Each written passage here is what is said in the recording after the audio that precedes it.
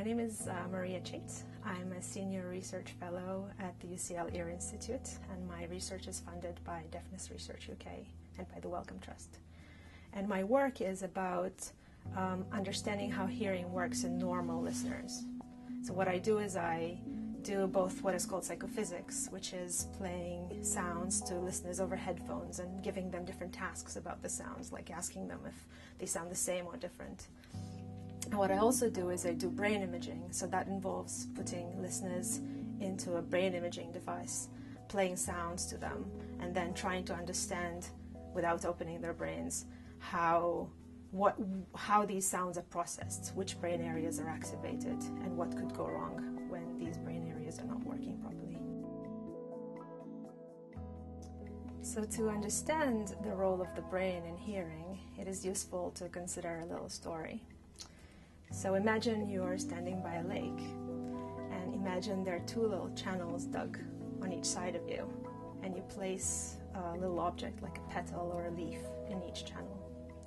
And now imagine somebody throws a stone into the lake, and the stone generates ripples in the water that propagate towards the channels and make the leaves move up and down.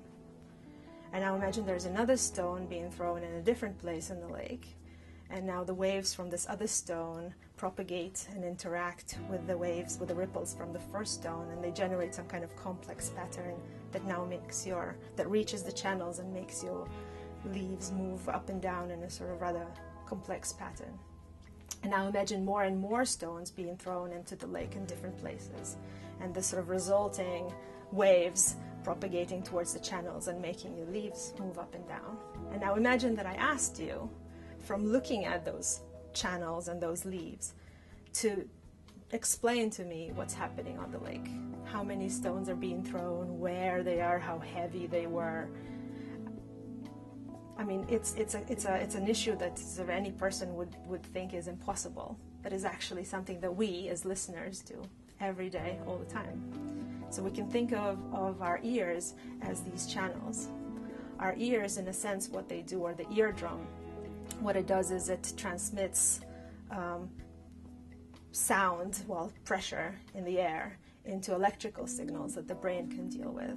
And the rest of the work, making sense of what the sound pressure contains, is something that the brain does. So we know that different objects in the environment, they merge into one waveform that enters each ear. And in order to make sense of the world, what we need to do is separate this waveform into different objects. We have to be able to know where they're coming from and be able to recognize them. So know what it is. Maybe know, for example, if we hear something falling, we can very easily know what it was made of, how big it was, how high it was dropped from. And all of this is something that the brain does, and rather effortlessly in normal listeners, but it all goes wrong in hearing impaired people, and this is what we're trying to understand. There's a lot of research effort both in the biological aspects of hearing impairment, so trying to fight, reverse, or prevent hearing loss. And there's also research in engineering and trying to design better hearing aids that would help hearing impaired people deal with the complexities of natural environments. What my research is about is trying to understand what aspects from sound you actually need in order to interact with the world. So sound is a complex, multidimensional thing, and it's not clear what aspects of this stimulus that enters the ear the brain actually uses to recognize voices, to compare between different sounds, to recognize speech. And understanding this is not just important for basic research. It's fundamental for being able to design better hearing aids. So knowing what information is it that we actually need these hearing aids to transmit to the brain. And it's also important for diagnosis. So being able to measure what, especially in these more complex situations where hearing loss is not just explained by damage to the inner ear, but hearing loss that has to do with more complex patterns of impairment. So being able to really understand what goes wrong in the brains of these individuals, how they compare to normal listeners, and what we might be able to do to alleviate the situation.